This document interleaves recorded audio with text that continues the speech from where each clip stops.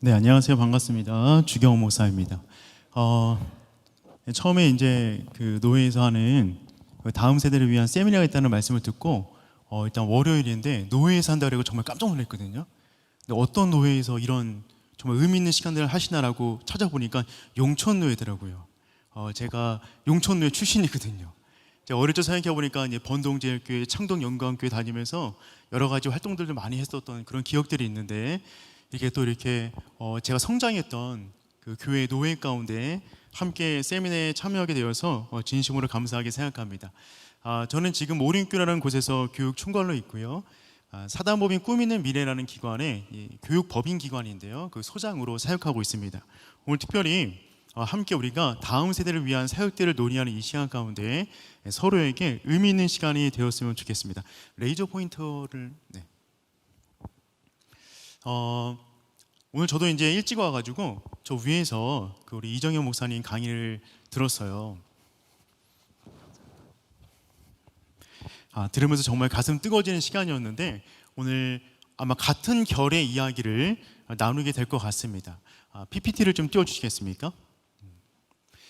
PPT를 오늘 좀 많이 볼 건데 오늘 특별히 이제 목사님들 주로 모이셨기 때문에 이 전략적인 부분에서 좀 이야기를 나누려고 합니다. 그래서 PPT를 좀 보면서 함께 이야기를 나눴으면 좋겠고요. 오늘 제가 함께 나눌 이야기는 다음 스텝 부흥을 위한 대담한 피보팅이라는 주제로 함께 이야기를 나누도록 하겠습니다. 피보팅이 뭐냐면 잘 아시겠으나 농구 같은 게임 할 때 한쪽 다리를 축으로 삼고 계속해서 이렇게 움직이는 겁니다. 그러니까 축을 두고 자세를 계속해서 옮기는 기법, 이 피보팅이라고 그러죠. 스키 탈 때도 계속해서 몸을 움직이는 것을 피보팅이라고 합니다. 저는 이제 곧 있으면 위드 코라로 넘어가는 이 시대 가운데 우리가 기존에 했던 교육 목회 스타일에서 어떤 방향으로 피보팅해야 될 것인가, 우리의 중심을 지켜가면서도 변하는 시대 가운데 뒤처지지 않을 만큼의 어떤 교육 목회를 이룰 수 있을 것인가 하는 부분에 대해서 함께 좀 이야기를 나누는 시간 되었으면 좋겠어요. 먼저 이런 이야기를 좀 시작하도록 하겠습니다.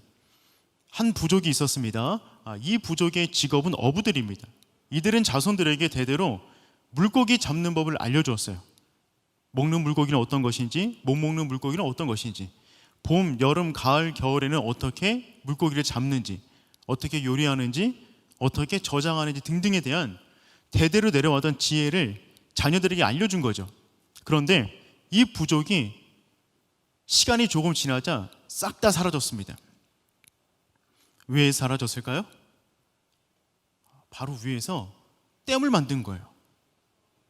위에서 댐을 만드니까 자녀들에게 물고기를 잡아다 준 것이 아니라 물고기 잡는 법을 알려준 것은 굉장히 잘한 거죠. 교육학적으로 보면 굉장히 잘한 겁니다. 그런데 무엇을 놓쳤냐면 우리 아들이 살아가는 시대가 어떤 시대인지에 대한 지혜와 준비를 놓쳤던 거죠. 그래서 반드시 교육에는 두 가지가 준비되어야 되는데 첫 번째는 무엇이냐면 변하지 않는 진리를 어떻게 가르칠 것인가, 우리가 가르칠 내용은 무엇인가를 결정하는 겁니다. 매우 중요하죠. 그런데 두 번째가 함께 반드시 고려되어야만 합니다. 그것은 무엇이냐면 우리 아이들이 살아가는 시대는 어떤 시대인가, 지금 시대는 어떤 시대인가에 대한 이해가 있어야만 우리가 정말 귀하게 가르치는 그 말씀이 우리 아이들이 살아가는 삶의 현장 가운데, 인생 가운데 의미 있는 말씀이 될 수 있다는 거죠. 생각해보면 다음 세대 교육의 문제가 한 번도 분위기 좋았던 적은 없었던 것 같아요. 제가 어릴 적에 미아리 신성교회 다닐 때도 그때도 교육에 관한 여러 가지 많은 이야기들이 있었습니다. 물론 그때는 정말 북망쳐도 아이들이 몰리는 시대였는데 지금은 이제 정말 다른 고민들을 우리가 많이 하는 시기인 거죠. 그렇다면 과연 다음 세대 교육 위기인가 기회인가? 어떻게 보면 우리가 2년 동안 거의 팬데믹 기간을 보내고 있으면서 많은 교회들이 이 교육적 차원에 있어서 정말 많은 어려움을 겪고 있다라고 생각이 되어집니다. 제가 주로 하는 역할이 교회를 방문하고 컨설팅하고 교사와 부모, 학생을 교육하는 일을 주로 하고 있거든요. 저희 기관과 연계되어 있는 교회들이 한 4,500여 교회들이 있습니다. 그 교회들을 방문하면서 여러 가지 교육적인 이야기를 나누고 있는데 그때마다 느끼는 것은 무엇이냐면 어떤 교회는 지금도 기회를 찾아서 빠르게 움직이며 여러 가지 것들을 하는 교회들이 있고요. 그리고 이 가운데 위기 가운데 어려워하는 교회들도 여전히 있다는 것입니다. 같은 상황인데 다른 결론이 나온다는 거죠. 유발 하라리가 이런 말을 했다 그러죠. 폭풍은 지나가고 인류는 살아남겠지만 우리는 다른 세상을 살게 될 것이다. 코로나가 끝나고 나면 이전으로 돌아갈 수가 없다는 것입니다. 그래서 지금 우리가 해야 될 굉장히 중요한 것은 무엇이냐면 리턴을 준비하는 것이 아니라, 코로나 이전으로 돌아갈 것을 준비하는 것이 아니라 리셋을 해야 되는 것입니다. 새로운 포맷, 새로운 세상에서 아이들을 어떻게 교육할 것인가에 대한 준비를 해야 된다는 거죠. 그래서 우리에게 중요한 것은 정말 준비인 것 같아요. 준비가 없이는 새로운 목회 세상을 대처할 수 없을 것이다. 책을 읽다 보니까 리더의 종류가 한 3가지가 있더라고요. 첫 번째 리더는 세상을 읽는 리더입니다. 세상을 읽는 리더예요. 두 번째는 세상에 읽히는 리더입니다. 저분은 읽히는 거죠. 세 번째는 세상을 잃은 리더가 있습니다. 세상을 잃어버렸어요. 세상과 호흡하지 않고 세상을 읽지 않은 가운데 뭔가 리더십을 지닐 수가 없는데, 어떻게 보면 지금 우리 가운데 정말 다음 세대 교육의 문제에 있어서 중요한 것은 이 세상에 어떻게 갈 것인가, 무엇을 준비할 것인가에 대한 지혜가 우리에게 필요한 시기가 아닌가라는 생각을 하게 됩니다. 그런 의미에서 오늘 저는 이와 같은 주제로 이야기를 나누고 싶은데, 첫 번째 큰 주제는 뭐냐면 다음 세대 교육의 지형도가 바뀌고 있다는 것입니다. 마치 예전에 물고기를 잡았는데 위에 댐을 만들어서 강 하류에 물이 흘러가지 않듯이 다음 세대의 교육의 지형도가 정말 많이 흔들리고 있습니다. 예를 들면 굉장히 전설적인 복서죠, 마이크 타이슨. 이분이 이런 말을 했거든요. 유명한 이야기. 누구나 다 그럴싸한 계획을 가지고 있다, 한 대 쳐맞기 전에는. 무언가 마이크 타이슨과 싸우기 전에 전략대를 가지고 나오는데 링 위에 올라가서 한 대 딱 맞으면, 이번 별명이 핵주먹이잖아요. 한 대 맞으면 뭐 계획이고 뭐고 다 그냥 핑핑 쓰러진다는 겁니다. 우리가 2020년 이전에, 코로나 이전에 한국 교회뿐만 아니라 전 세계 교회가 붙잡고 있었던 다음 세대 교육의 방정식이 있었습니다. 마치 1 더하기 1은 2 이렇게 떨어지듯이 다음 세대 교육은 이렇게 하면 될 수 있어 라고 붙잡았던 방정식이 있었어요. 그리고 그것에 올인했거든요. 어느 정도 효과가 있었습니다. 근데 그것이 코로나가 터지자 그 가운데 많은 구멍들이 나기 시작했고 위기가 찾아온 것이죠. 그게 뭐냐면, 저는 2가지로 정리해 보았는데, 첫 번째는 뭐냐면 주일학교 모델입니다. 주일학교 모델. 어떻게 보면 영국에서 로버트 레이스에 의해서 1780년도에 주일학교가 탄생된 이후에 주일학교 역사는 241년 됐습니다. 241년. 241년 동안 거의 모든 기독교 교육은요, 주일학교 중심으로 움직였습니다.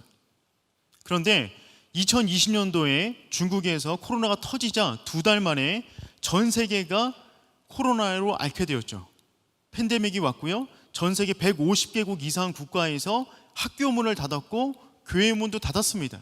그러자 어떤 일이 벌어졌냐면 주일학교 문이 닫히게 되었고 아이들 교육이 제대로 진행되지 못하는 상황이 지금까지 온 겁니다.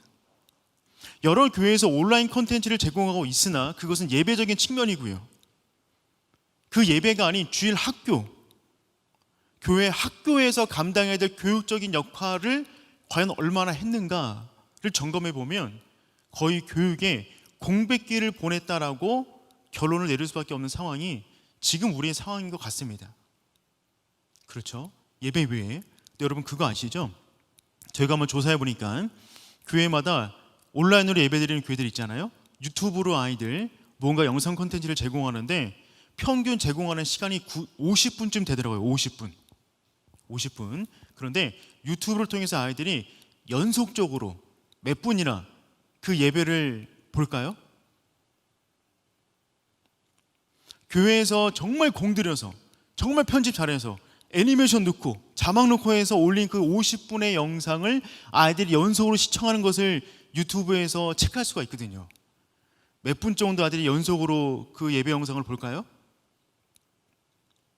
10분이 안 넘습니다. 8분, 7분 이렇게 나옵니다. 무슨 얘기냐면 스킵 뛰어넘거나 지속하지 못한다는 얘기죠. 그러니까 어떻게 보면 우린 지금 2년 동안 이런 상황, 그나마도 온라인 콘텐츠를 제공하기 쉽지 않은데 제공하더라도 아이들이 교육적인 측면에서 많이 방치되어 있다라고 볼 수밖에 없는 상황인 거죠. 두 번째는 뭐냐면 주일학교 모델이 첫 번째 모델이었고, 주일학교가 주중에 한번 일상적으로 하는 교육이라면 두 번째 특별교육이 있었습니다. 2박 3일, 3박 4일 정도 아이들 여름 성경학교 캠프를 여는 거죠. 특별교육. 1년의 행사 가운데 가장 많은 예산과 가장 많은 프로그램과 인력이 동원되어서 아이들 정말 주님 만나게 하는 뜨거운 시간이었잖아요. 2년 동안 거의 제대로 할 수가 없었습니다. 올해 여름도 마찬가지고요. 작년에도 마찬가지죠.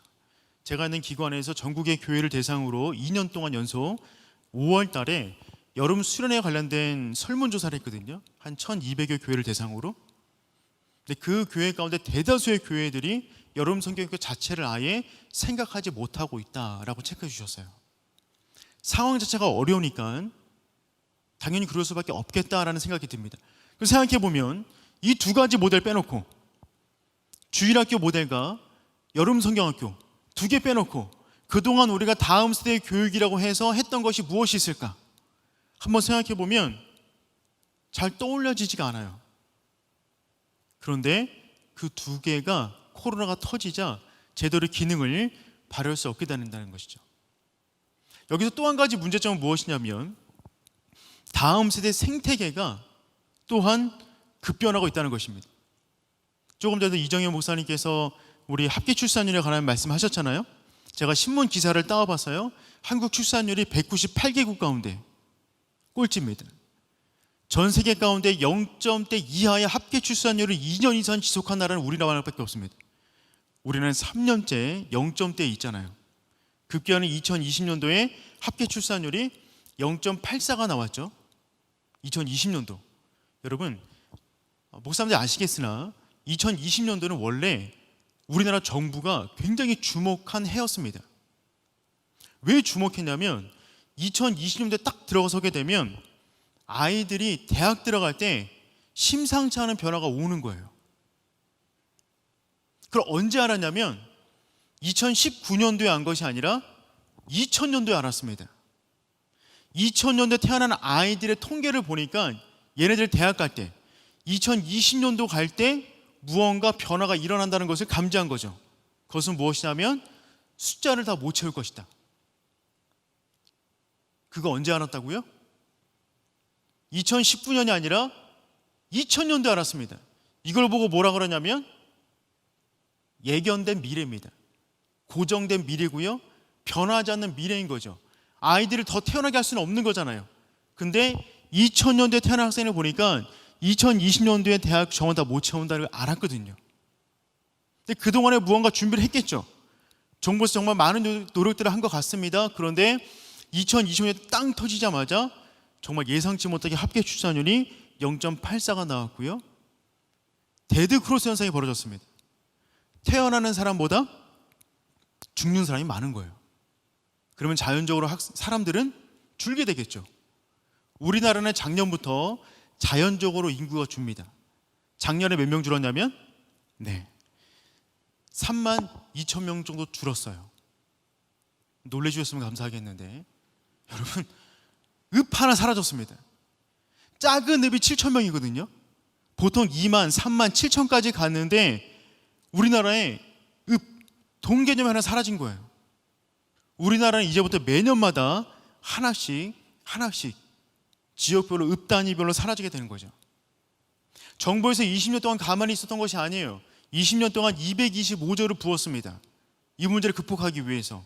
청년들의 결혼 문제와 저출산 문제를 극복하기 위해서 정말 많은 노력을 했거든요. 근데 2020년도 딱 터지자마자 도착하자마자 어떤 일이 벌어졌냐면 코로나를 빼놓고 어떤 일이 벌어졌냐면 정말 대학을 다 못 채웠죠. 저기 빨간색 보이는 데 있잖아요. 대학 정원을 다 못 채운 학교들이 많은 분포도입니다. 그래서 뭐라 그러냐면 이제 우리나라는 벚꽃 피는 순서대로 대학 문을 닫는다 합니다. 급기야는 작년에 지방 국립대 8등급도 붙었다. 부산 충북대 전원 합격했습니다. 작년에 벌어진 일입니다. 올해는 어떨까요? 여러분, 그래서 작년에 몇 명이 비었냐면 17,842명이 부족했어요. 대학 지원을 다 못 채웠어요. 이거 언제 알았다고요? 20년 전에. 고정된 미래, 놀랍지도 않은 미래였어요. 그냥 현실을 20년 후에 확인했을 뿐입니다. 그런데 2024년 몇 년 남았죠? 바로 코앞입니다. 2024년 바로 코앞인데 몇 명 부족하냐면 뒷자리 빼고 12만 명 부족합니다. 뒷자리 빼고. 작년이 10,000명 모자랐는데 3, 4년 더 가면 12만 명이 부족합니다. 더 넘어가면 훨씬 더 큰 비율로 떨어집니다. 이거 언제 알았냐면 20년 전에 알았습니다. 그래서 서영수라고 하는 분께서 우리나라 이 인구 정책을 위해서 힘쓰시는 분인데, 이분이 뭐라 그랬냐면 우리나라 합계 출산율 올해는 0.7대로 마감한답니다. 작년에 0.84였거든요. 올해 0.7. 내년에는 0.6대를 예상하고 있습니다. 무서운 거는 이게 언제 끝날지 모른다는 거예요. 그래서 2000년도에 27만 명 태어났는데 지금부터 큰 위기입니다. 지금부터 27만 명 태어났는데 우리나라 전체 보고마율이 17% 정도 되잖아요. 17% 보고마율이. 학생 보고마율로 따지면 5%쯤 됩니다. 10% 이내입니다. 보통 5%를 봅니다. 5%. 그럼 27만 명 가운데 5%가 예수 믿으면 계산하기 복잡하잖아요. 통 크게 10% 믿는다고 쳤을 때 2만 7천 명이 예수 믿는 겁니다. 작년에 태어난 아이들 가운데 10% 예수 믿는 거 어렵습니다. 그런데 통 크게 10% 잡아도 2만 7천 명. 우리나라 교회가 6만 7만이죠. 세계 교회당 한 명 못 채우는 거죠. 이게 뭐라고요? 변할 수 없는 변수예요. 오래된 미래죠. 그래서 지금 우리나라에 코로나 직전에 영아부가 없는 교회가 80%였습니다. 영아부가 없는 교회가 코로나 직전에 80%였어요. 아이들이 있어야 영아부를 만들죠. 세계 교회당 한 명 들어오는데 어떻게 영아부를 만들 수 있겠어요? 그러면 10년 가볼까요? 10년 가면 취약부의 80%가 없을 수 있습니다. 이걸 바꾸려면 단 하나의 노력밖에 없어요. 20%, 30%, 40% 전도하지 않는 한 그 수치를 그냥 유지하는 것도 쉽지 않은데 그대로 오게 되면 취약부의 80% 없는 거죠. 10년 더 가볼까요? 청소년부의 80%는 없는 겁니다. 10년 더 가면 청년부의 80%가 없는 거죠. 이걸 보고 뭐라 그런다고요? 예견된 미래, 고정된 미래입니다. 이거를 바꾸기 위해서는 우리가 정말 엄청난 노력으로 전도를 하거나 무언가 정말 개혁을 일으키지 않는 한 어렵다는 거죠. 그런데 전명은 더 힘들어요. 우리나라 서울대에서 인구학을 공부하는 우리 조용택 교수님께서 올해 책을 쓰셨죠. 인구 미래 공존 이라는 책을 쓰셨는데 저도 이 책 읽고 정말 큰 충격이었거든요. 지금부터가 위기래요. 우리나라 인구 그래프입니다. 우리나라 정부에서 발표한 겁니다. 이 조용택 교수의 그 책을 빌려서 우리나라 정부에서 발표한 것인데 여기 보시면 2017년도에 우리나라 인구 분포도예요. 2017년도 2047년으로 가면 밑에가 더 얇아지잖아요. 다리가. 태어난 아이가 얼마 없는 겁니다. 2017년도로 가면 쓰러질 것 같아요. 밑에가 없는 거죠. 예를 들면 단적인 예입니다. 작년에 태어난 아이들이 27만 명. 27만 명. 걔네들이 30살이 되었어요. 그러면 2050년도죠. 우리나라는 지금 2050년도를 주목하고 있거든요. 2050년도가 되면 작년에 태어났던 27만 명 아이들이 결혼할 때쯤 되었다고 가정해 봅시다. 2050년도.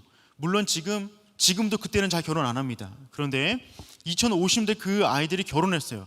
27만 명 가운데 여자아이들은 많이 잡으면 15만 명. 이해가 되시죠? 27만 명 태어난 아이들 가운데 여자아이를 그냥 30만 명 잡고 15만 명으로 본다 그러면 15만 명 아이들이 전부 다 결혼했어요. 할렐루야죠. 그러기 쉽지 않습니다. 15만 명이 전부 다 결혼해서 전부 다 한 명씩 낳았어요. 할렐루야죠. 그러면 몇 명 태어나는 거예요? 그래도? 네. 지금 27만 명인데 30년 더 가면 아무리 많이 잡아야 15만 명입니다. 그러면 우리나라는 2100년도 되면 작년에 태어난 아이들이 80세가 되었을 때는 이런 그래프가 된다는 거죠. 저는 그래서 우리나라 인구 소멸 지역, 지금 우리나라 인구 소멸 지역의 분포도예요. 빨간색이 인구가 곧 소멸되면서 지역이 위험해진다라는 분포도거든요. 국가에서 발표한 겁니다. 저는 교육 콘텐츠를 만드는 사람입니다. 전 세대를 위한 영어부터 어른까지 교육 콘텐츠를 만들고 그 콘텐츠로 교육하는 일을 주로 하고 있는데 저희 팀에서도 준비 중에 있어요. 10년 안에 교육부서 교재가 대부분 사라질 겁니다. 지금 영어부에 80%가 없는데 누군가 구매를 해야 교재를 만들고 판매 행위를 하는 거잖아요. 이제부터 본격적으로 다음 세대 교육의 지형도가 바뀔 것이다. 그런데 이건 사회적인 거, 우리나라 국가적인 문제잖아요. 그 국가적인 문제 속에서 우리 한국교회가 그 안에 들어가 있는데 한국교회 안에 이런 분위기 속에서 다음 세대가 교회를 떠나고 있는 지표들이 너무나 많이 나오고 있는 거죠. 여러 책을 통해서 여러 학자들이 그런 이야기를 해주고 있습니다. 젊은 비그리스도인은 기독교를 피하고요, 젊은 크리스찬들은 교회를 포기한다. 지금 여러분 넷플릭스에서 가장 핫한 드라마가 뭐죠? 넷플릭스에서 오징어 게임 보셨나요? 저도 다 못 봤고요. 그냥 줄거리만 대충 봤습니다. 그런데 오징어 게임 안에 기독교인이 3명 등장합니다.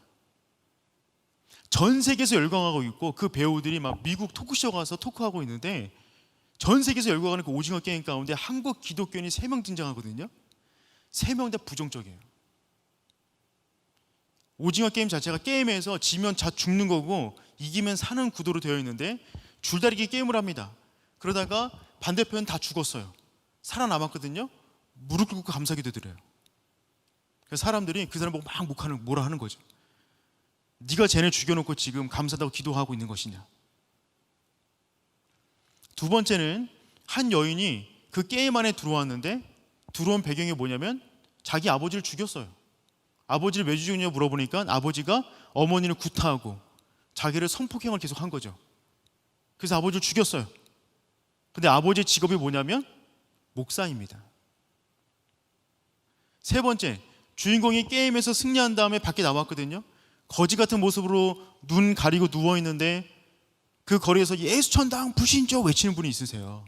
그분이 다가와서 안대를 풀러주고 맨 처음에 던지는 말이 어디 아프세요? 괜찮으세요? 뭐 도와드릴까요? 이게 아니라 예수 믿고 천국 가세요. 그 드라마를 전 세계 우리나라 젊은이들 다음 세대 많이 보고 있는데 그걸 보면서 스스로 어떻게 느낄까? 어떻게 보면 우리 아이들은 지금 기독교 혐오 시대를 살아가잖아요. 특별히 다음 세대들이 기독교 혐오 시대를 살아가는 데 있어서 그들의 믿음을 어떻게 지킬 수 있을까? 교단별로 내놓는 지표들을 보게 되면 교회 안에 다음 세대의 추이가 절반, 3분의 1 남아있는 현상을 계속 볼 수 있습니다. 이때 우리는 뭐 이런 얘기를 많이 했던 것 같아요.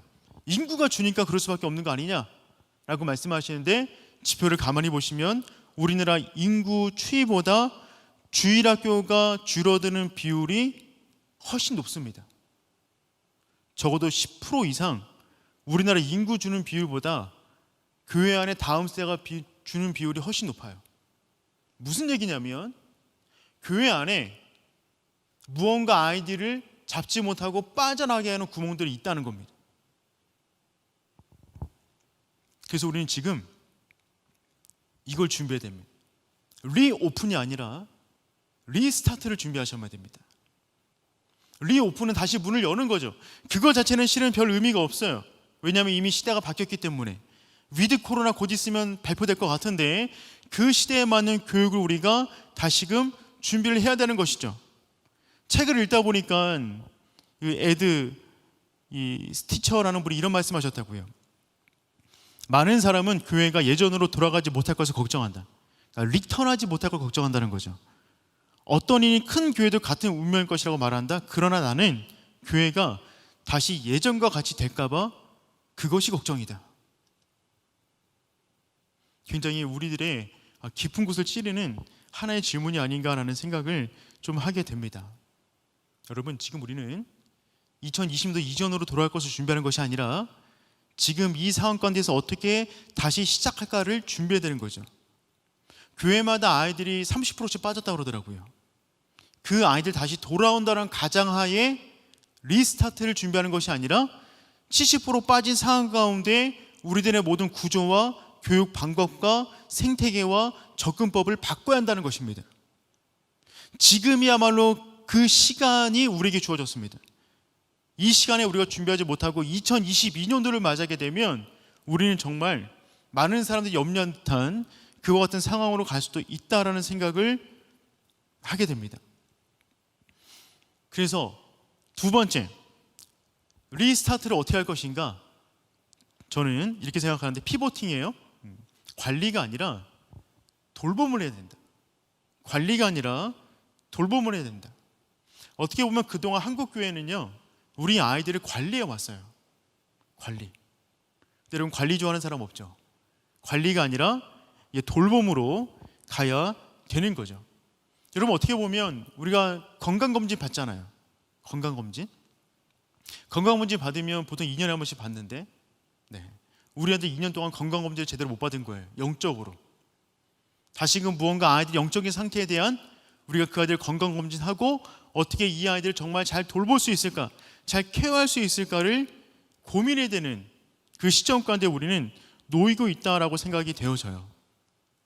우리 아이들이 2년 동안 거의 지금 신앙적인 자기주도 학습을 했습니다.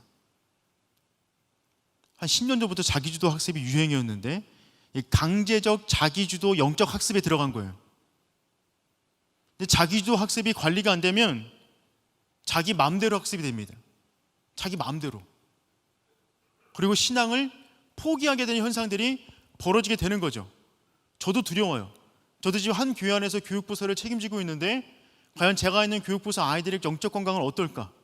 아이들 현장이 정말 열리게 되었을 때 자연스럽게 만나게 되는 상황 가운데 우리 아이들의 영적 상태가 어떨까가 정말 저도 정말 두렵습니다.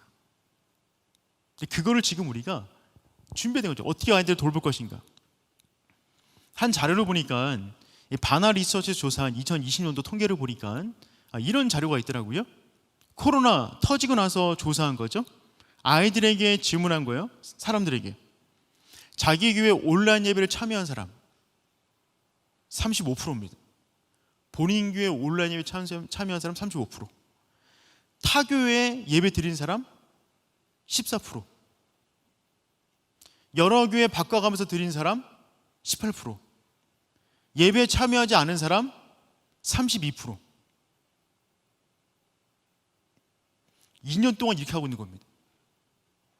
우리는 지금 피보팅을 위해서 우리가 지금 처해 있는 다음 세대 상황의 현실이 어떤지에 대한 명확한 이해가 좀 필요할 것 같아요. 냉정하지만 밀레니엄 세대만 딱 떼놓고 본다 그러면 50%는 예배에 참여하지 않았습니다.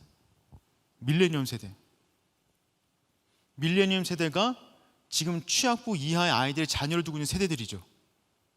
그러니 취학부 이하의 아이들과 밀레니엄 세대 전체를 통해서 지금 많은 적신호가 올라왔다라고 생각이 되어져요. 특별히 지금 밀레니엄 세대 가운데 가장 많은 종교 분포도 전 세계적으로, 우리나라는 더 심한데 우리나라 가운데 지금 가장 많은 종교 분포도 조사하면 가장 많은 비율이 어떤 걸로 나오죠? 넌으로 나옵니다. NON이 넌, 없음. 지금 종교 없음이 가장 큰 종교입니다. 다 빠져나가고 있는 거죠. 그러니 우리는 지금 이 시점 가운데 더 이상 아이들의 관리로 하는 것이 아니라 아이들을 진짜 돌봐야 된다. 그럼 어떻게 돌볼 것인가? 세 번째로 저는 아이들에게 우리에게 오라가 아니라 그들에게 다가가는 모델이 우리에게 필요하다는 것을 강조하고 싶습니다. 여러분, 더 이상 우리가 교회 안에 막 좋은 교육관을 만들고 좋은 시설을 만들어서 재밌는 거 있으니까 이리로 와라 라고 하는 시대는 이제 지나간 것 같아요. 이제는 뭐냐면 그들의 현장 속으로 들어가야만 하는 것이죠. 이정현 목사님 말씀하신 것처럼 아이들이 주로 생활하는 그곳, 학교 안으로, 가정 안으로, 학원 속으로, 거리 속으로 나아가서 아이들을 만나서 그 현장 속에서 복음을 전하는 그 전략으로 이제는 바뀌어야 한다는 겁니다. 그렇지 않으면 지금의 우리 아이들을 잡을 수가 없는 거예요. 바나 리서치의 조사를 다시 한번 가지고 와보면 어릴 때부터 신앙생활을 했던 아이들의 조사거든요. 그런데 그 가운데 조사해보니까 22%가 비신자가 되었답니다. 어릴 적부터 신앙생활을 했는데 20%는 비신자고 30%는 옮겨다니는 노마드예요. 이몽민처럼 왔다 갔다. 38%는 습관적인 성도입니다. 10%만이 헌신된 제자이다. 10%만이. 우리나라는 통계가 어떻죠? 코로나 전에 고등부 20명이 졸업해서 대학부로 올라가면 대학부에 정착하는 아이는 4명이었습니다. 20명이 졸업하는데 4명이 남아요. 어떻게 보면 저 비율보다 더 심할 수 있는 거예요. 무슨 얘기냐면 이제는 아이들 다가가서 그들의 삶 속에서 그들과 함께하지 않는 한 우리가 기대하는 목표가 헌신된 제자라면 그들 속으로 들어가 안 된다는 거죠. 그러면 어떻게 헌신된 제자를 만들 수 있을 것인가? 결론은 이거예요. 결국 관계다. 접촉이다. 만남이다. 팬데믹이 터지면서 많은 교회에 많은 방법들을 논의할 때 빠지지 않는 것이 온라인적인 부분인데, 여러분, 온라인의 핵심은 소통이죠. 관계죠. 그러니 우리가 온라인 사역을 기술적으로 접근할 것이 아니라 아이들이 어떻게 만날 것을 접근하고 가장 강력한 커뮤니케이션, 대면으로 아이들을 만나는 시간을 우리가 더 많이 가져야 된다. 저는 그렇게 생각을 해요. 코로나 터진 다음에 사진 한 장 봤는데 정말 감동적이었어요. 인터넷에 기사를 보다 보니까 사진 봤는데 치매 걸리신 분이세요. 집에 계시니까 이게 돌보시는 분이 방역 옷을 입고 오셔가지고 고스톱을 같이 쳐주시는 거예요. 저 정말 이거 보고 눈물 날 뻔했어요. 그렇구나. 결국 사람을 변화시키고 감동 주는 것은 찾아가는 것이구나. 그래서 코로나 기간에 정말 많은 노력들을 하셨잖아요. 어떤 교회 보니까 교인들 자리에다가 교인들 사진을 붙여놨더라고요. 어떤 집사님 얘기 들었는데 교회 이렇게 앵글을 비치다가 자기 사진을 집에서 예배드리다 봤대요. 그때 눈물 났다 그러더라고요. 내가 저 자리에 빨리 가야 되는데, 예배 드려야 되는데, 뭔가 다른 형식의 접촉과 다른 형식의 접근법을 가지고 지금 도전하고 있는 것입니다. 코로나 터지자 교제를 하고 있는 목사님인데, 이 목사님은 택시기사처럼 옷을 입으셨어요. 본인 차에다가 본인 차를 딱 놔두고 택시기사처럼 분장한 다음에 아이들한테 누구든지 학교 가는 출퇴근 시간에, 등교 시간, 학교 시간, 학원 가는 시간, 끝나는 시간에 전화를 주면 목사님이 찾아갈게. 대리기사처럼. 아이들이 못 오니까 주중에 찾아가는 거예요. 그리고 아이들 태우고 학교 내려줘요. 내려주는 동안에 아이들 축복하고 간식 하나 주고 기도해주고, 이 사역을 하고 있는 거예요. 제가 오륜교회 오기 전에 있던 상도제일교회라는 곳에 있었는데, 그 교회도 교회 봉고차 있잖아요. 봉고차 안을 전부 다 바꿨어요. 의자를 이렇게 마주보고 앉을 수 있도록. 여기다가 과자 같은 거 놔두고 신방차를 만들었더라고요. 아이들 밖에다가 예쁜 스티커 붙인 다음에 그거 가지고 학교를 찾아가는 거예요. 학원을 찾아가는 거예요. 찾아가는 거죠. 그들의 속으로 들어가는 겁니다. 저도 제 딸 공부할 때 이런 거 해봤는데, 울산에 있는 한 사역자세요. 이분은 뭐 하시냐면, 요즘 여러분 유튜브 쳐보면 조회수가 엄청나게 높은 영상들이 몇 개 있거든요. 그 중에 하나가 뭐냐면 백색 소음이 있습니다. 백색 소음. 그게 뭐냐면 그 서울대학교 도서관 이거를 그냥 밤새도록 찍어요. 뭐 어떤 소리만 나냐면 이 신발 끄는 소리, 의자 끄는 소리, 책장 넘기는 소리밖에 안 나거든요. 그거를 밤새도록 찍어요. 그걸 유튜브에 올려요. 그 요즘에 청소년 아이들은요 그거 틀어놓고 공부해요. 본인이 서울대학교 도서관에 있다는 착각을 가지고 공부하고 있는 거죠. 근데 이분은 뭐 하고 있냐면 시험 기간에 아이들을 줌으로 부른 다음에 이렇게 우리 세미나듯이 줌으로 부른 다음에 본인도 밤을 새는 거예요. 밤을 새면 책 보면서 밤을 새면서 설교 준비하는 거예요. 아이들은 그 시간에 그 줌 렌즈를 가지고 자기 책을 비추고 함께 공부하고 있는 거죠. 전부 다 뭐 하고 있는 것이냐면 지금 시대 가운데 맞는 방법으로 아이들을 만나기 위해서 다양한 접근을 하고 있는 것입니다. 지금 중요한 것은 도전인 것 같아요. 뭐든지 간에 우리 안에 이와 같은 아이디어는 아이들한테 물어보면 훨씬 더 많을 수 있습니다. 끊임없이 아이들을 만나고 현장에서 만나다 보면 우리 가운데 아이들을 접촉할 수 있는 여러 가지 아이디어가 있을 것이다 라고 생각이 되어져요.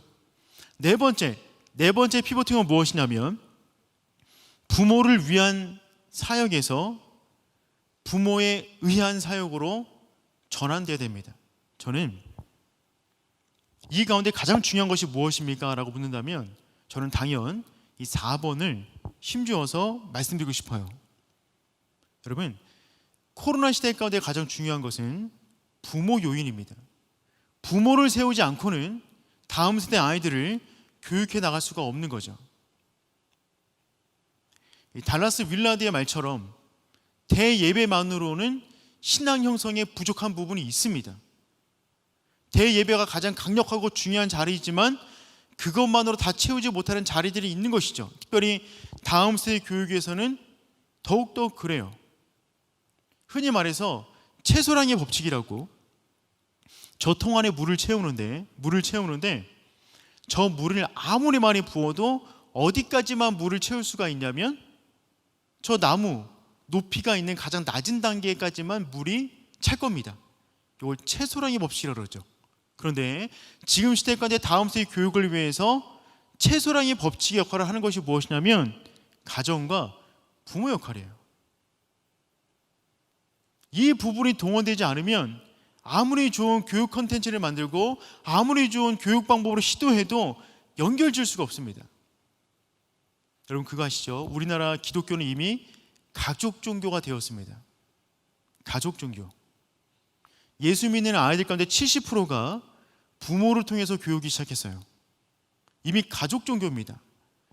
아무리 팬데믹 기간 가운데 좋은 예배 콘텐츠를 만들어서 송출해 주어도 부모가 도와주지 않으면 아이들이 예배에 집중할 수가 없습니다. 그러니 여러분, 부모는 굉장히 중요한 교육적 자원이에요. 제가 서두에 지금 현재 영어부 부서가 80%가 없다고 그랬는데 그래서 10년 단위로 보았을 때 계속해서 위기다라는 말씀을 드렸는데 그럼에도 불구하고 다음 세대 교육을 지속할 수 있는 이유가 무엇인가? 요인이 무엇인가라고 묻는다면 그것은 부모와 가정 때문에 그렇습니다. 부모와 가정이 살아있으면 우리나라 출산율이 아무리 낮게 좁아들어도 우리 아이들을 믿음의 세대로 키울 수가 있는 거예요. 하지만 부모와 가정이 서 있지 않으면 아무리 교회 안에 좋은 교육 콘텐츠를 가지고 있어도 우리 아이들을 바로 세워나갈 수가 없습니다. 그래서 여러분, 지금 한국에서 벌어지는 모든 교육의 방향은 이 가정과 교회의 통합교육으로 가고 있어요. 매우 중요한 방향이고 올바로 방향성을 잡았다라고 저는 생각이 되어집니다. 제가 있는 기관에서도 8년째 이 부분을 강조하고 있어요. 그래서 어떻게 하면 다음 세대를 이렇게 세울 수 있을까를 고민하다가 최종적으로 내린 결론은 무엇이냐면 부모를 세워야 된다. 가정을 세워야 된다. 그렇지 않으면 이 사역을 지속할 수 없겠다는 거죠. 코로나 기간에 아이들이 교회를 불참하는 이유를 한 기관에서 조사했거든요. 보니까 부모 반대가 71%입니다. 그렇죠. 코로나 기간에 부모 반대하면 아이들이 교회에 올 수가 없어요. 방법이 없는 거죠. 또한 기관의 조사를 보니까 코로나 이후 다음 세대 신앙 교육에 의견을 물었는데 어떤 부분이 필요합니까? 라고 물었더니 1등 66% 정도가 부모와 자녀 간의 신앙적 대화와 친밀감을 강화하는 부분을 해 주십시오 라고 답변하셨더라고요. 즉 지금 시대의 모든 분위기가, 앞으로 벌어질 모든 예견이 어디로 가고 있냐면 가정으로 가고 있는 겁니다. 그러니 여러분, 어떤 교회가 좋은 교회냐면 건강한 가정이 많이 모인 교회가 건강한 교회겠죠. 그러니 여러분, 가정을 살리는 것은 교회를 살리는 것이고, 가정을 살리는 것은 다음 세대를 살리는 것이며, 가정을 살리는 것은 미래를 준비하는 가장 확실한 대안이 될 수 있다 라고 저는 생각합니다. 그래서 제가 있는 기관에서 늘 교육하는 게 뭐냐면 거의 분기마다 이 가정과 부모를 위한 교육을 끊임없이 하고 있습니다. 작년에 팬데믹 터지자 캠프 여름 성경을 준비하면서 부모들이 가정에서 할 수 있는 모델들을 많이 만들었어요.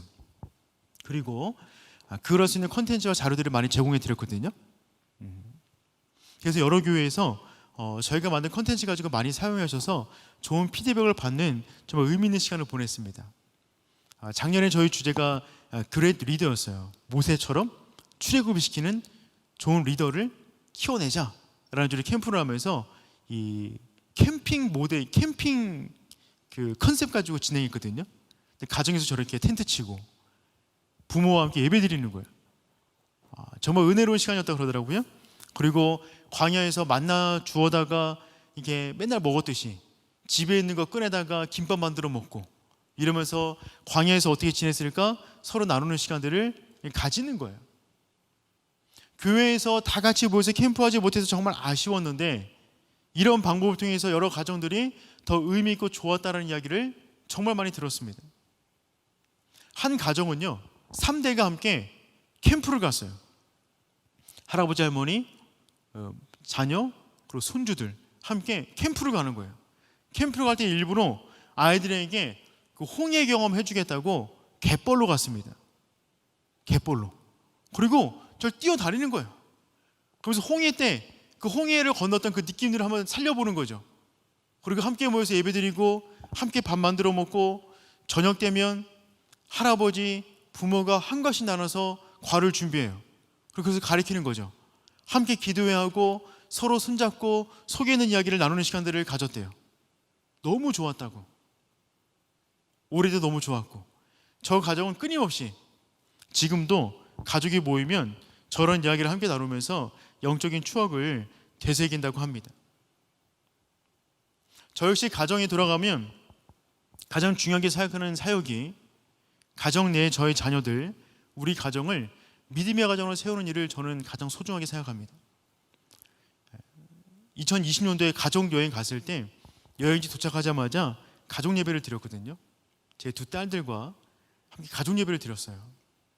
여행지 가서 가족 예배 드리니까 너무 좋더라고요. 저희가 교회에서 가족 여행 갔을 때 드릴 수 있는 패키지를 다 드렸거든요. 여러분 보기를 원하시는 분은 네이버에다가 꿈 있는 미래 치고 들어가시면 그 안에 모든 자료가 다 떠 있습니다. 전부 다 무료로 다운받으실 수 있고요. 여러분 교육 가운데 얼마든지 자료를 사용하실 수 있으니까 꼭 한번 방문하셔서 거기 있는 모든 자료 다 쓸 수 있으니까 한번 써보시면 좋겠어요. 저는 또 집에서 지금 뭐 하고 있냐면 코로나 터지자마자 아이들 플래닝을 적게 했어요. 집에 하루 종일 있으니까 아이들이 무너질까 봐 플래닝을 적게 하고 그리고 함께 그것을 지켜나가면서 저 역시 함께 플래닝을 공유하면서 함께 바른 생활, 전인격적인 바른 성장을 위한 플래닝을 함께 짜는 거죠. 그리고 가정에서 필사를 하는 거예요. 제가 있는 교회에서 지금 계속해서 필사를 하고 있거든요. 필사. 거의 신약이 끝나갔습니다. 구약이 들어갔는데 필사를 하고 있어요. 그리고 또 저희 가정은 개인적으로 뭐 하고 있냐면 가족 카톡방에다가 매일 성경 5장씩 읽는 거예요. 녹음. 핸드폰으로 녹음하는 거죠. 녹음하고 가족 카톡방에 올려요. 이제 신약 끝났거든요. 그러면 저는 뭐 하냐면 그 파일을 다 다운받아요. 그래서 저희는 올해 끝나기 전까지 성경 전체에 가족의 목소리가 들어간 PDF 파일을 다 모으려고 합니다. 그리고 이제 다른 걸로 그런 거 많이 듣잖아요. MP3 파일로 이렇게 성경 듣는 거. 그게 아니라 우리 가족의 목소리가 들어간 것을 들으려고 그래요. 여러분들에게 권면했거든요. 여러 가정에서 하고 계세요. 저는 나중에 제 두 딸이 결혼하면 제 사위에게 이 파일을 그대로 넘기려고 합니다. 내가 집은 사줄 수 없는데 신앙의 유산을 물려주고 너희들이 결혼해서 자녀를 낳으면 꼭 이 파일로 함께 성경을 읽었으면 좋겠다. 여러분, 가정입니다. 우리의 사역, 교육부서 사역 가운데 반드시 가정을 위한 사역이 품고 있어야 됩니다. 부모를 위한 사역을 담고 있어야 돼요. 그게 어떻게 보면 그 한 명의 아이를 진짜 살릴 수 있는 가장 분명한 거죠. 성경 전체가 말하고 있는 다음 세대 교육의 핵심 역시 가정이기 때문에 우리는 이 부분을 반드시 세워야 할 줄 믿습니다. 다섯 번째, 우리가 해야 될 피보팅은 무엇이냐면 온라인 사역이 아닌 온라인으로 가는 겁니다. 온라인, 모든 라인이죠. 온라인. 저희가 팬데믹이 되면서 교사분들 조사해 보면 교사분들 진짜 힘드실 거라는 생각이 들어요. 왜냐하면 줌도 배워야 되지, 뭐 기능도 익혀야 되지, 좀 복잡하잖아요. 그래서 설문조사해 보니까 교사들 가운데 코로나 기간에 교사를 그만둘 생각을 했다라고 하신 분들이 진짜 많으시더라고요. 거의 55% 정도 빼놓고 나머지 분들은 교사를 그만두려고 그러세요. 이 50%의 대상은 어떤 분들이냐면 다 젊은 분들이에요. 좀 연세가 있으신 중년 이상의 분들은 이 온라인에서 다루지 못하다 보니까 교사를 그만둬야 되는 것이 아닌가라는 고민을 하고 있다는 거죠. 하지만 여러분, 온라인이 문제가 아니라 우리는 온라인으로 가는 겁니다. 단순히 기계를 어떻게 다룰 것이냐 문제는 차후적인 문제고요. 우리가 아이들을 어떻게 만날 것이냐 집중한다면 여러분, 교사를 그만두는 것이 아니라 더욱더 지금 시대 가운데 의미 있는 접촉을 해 나가야 되는 거죠.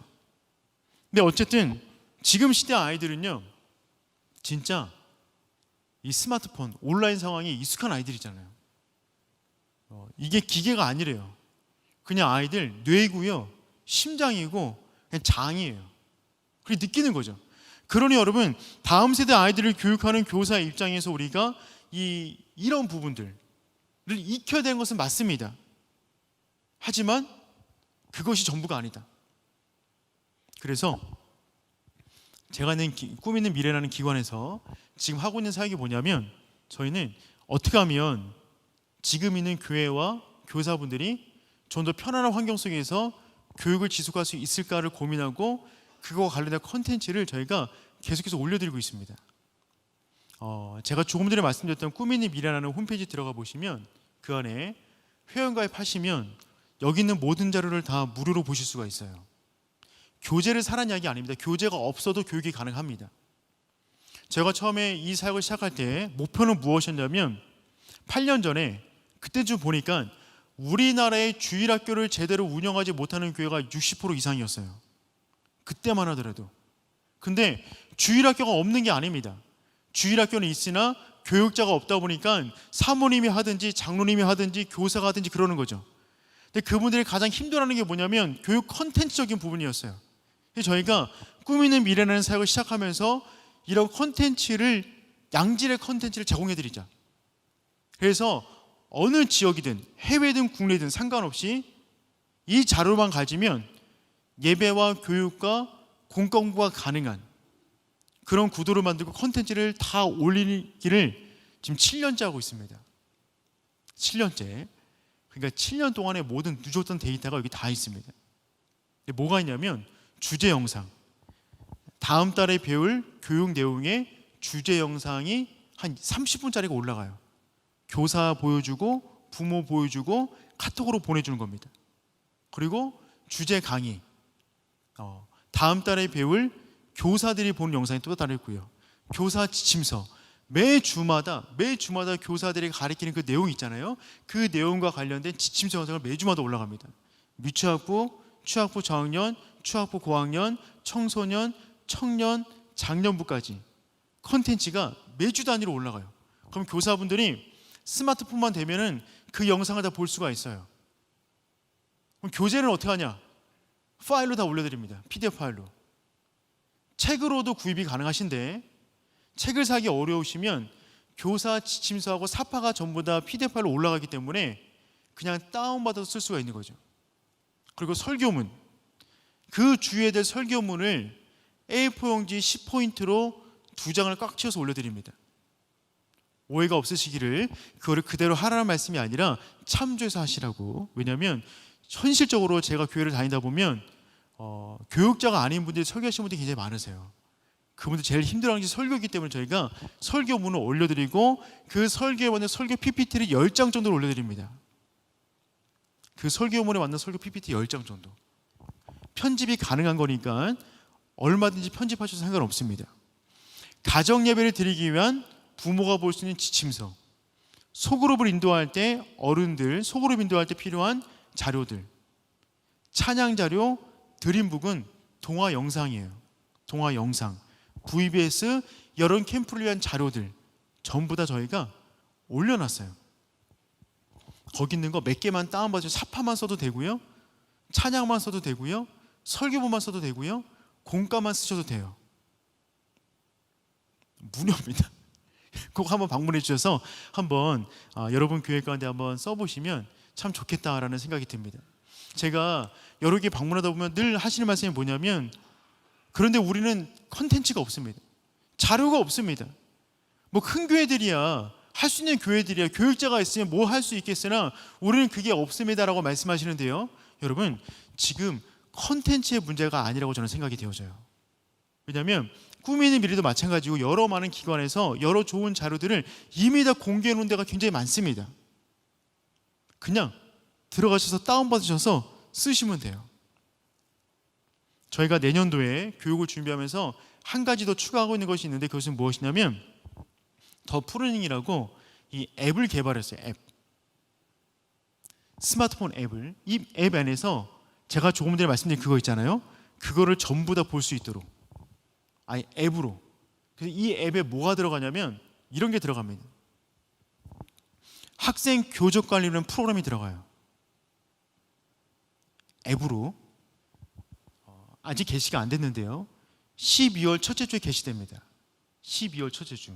그러면 뭐 스토어 같은 데 있잖아요, 들어가셔서 꿈미 치시면 앱인데 들어가 보시면 그 앱에서 뭐가 가능하냐면 학생 교적 관리, 그리고 교사 다이어리, 교사 교육, 부모 교육, 아이들 매일 큐티, 주중 학습을 위한 예습과 복습, 복습 게임, 온라인 마켓.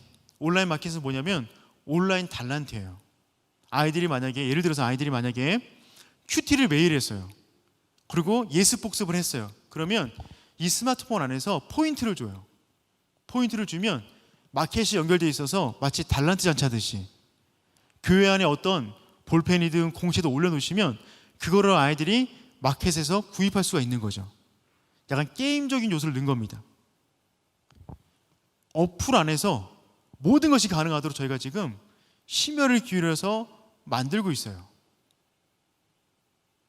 좀 놀라셨으면 감사하겠는데 네, 여러분 이 어플 사용하는데 얼마냐면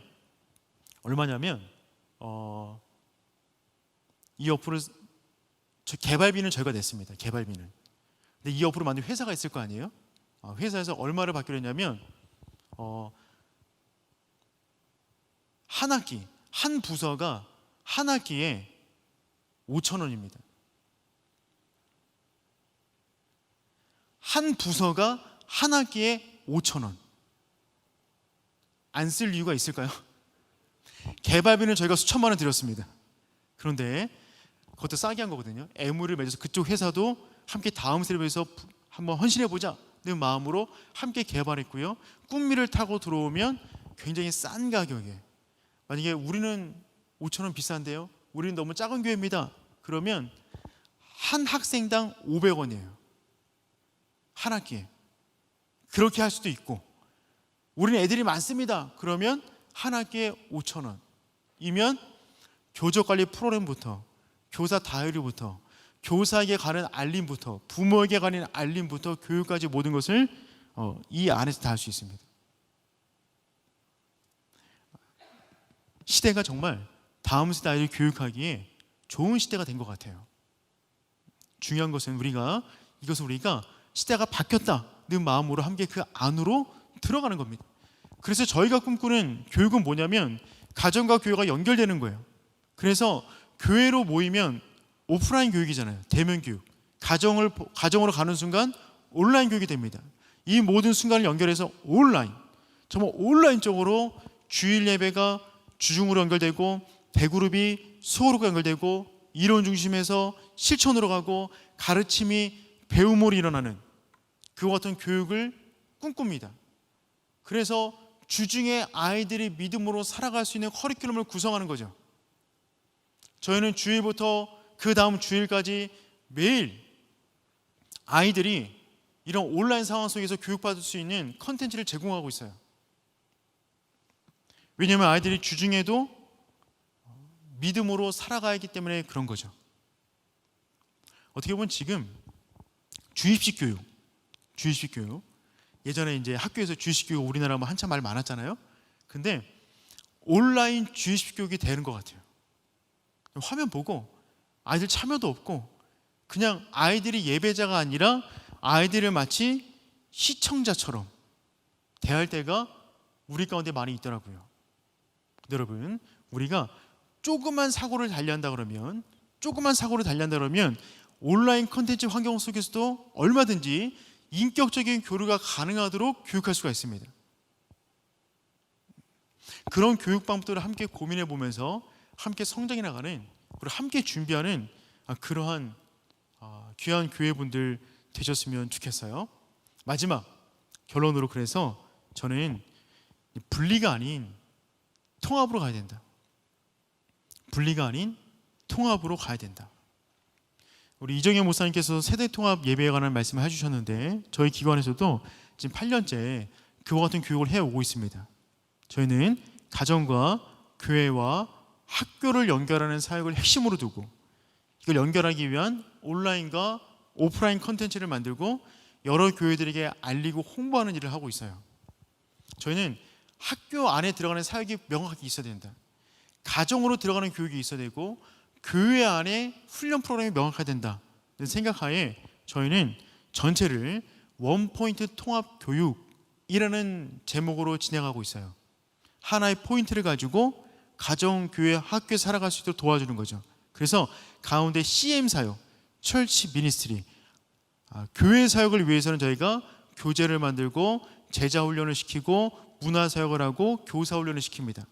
그 위에 패밀리 미니스트리, 가정사역이에요. 가정사역을 위해서 부모들 세대별로 교육을 진행하고 있습니다.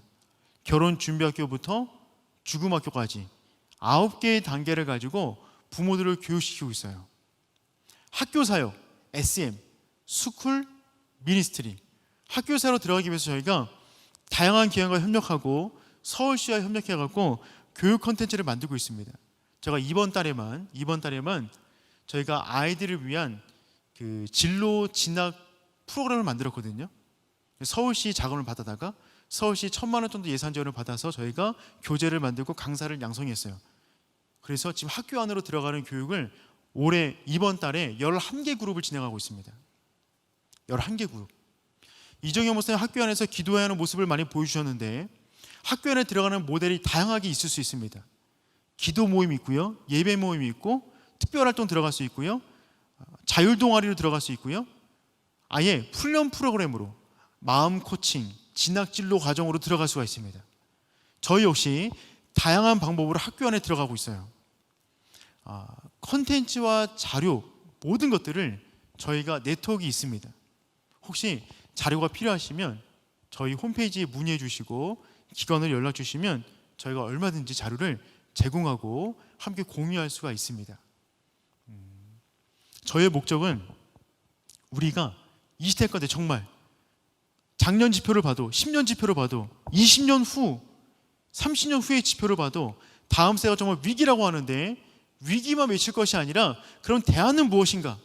무엇을 해야 될 것인가? 그것을 이제는 연합해야 된다.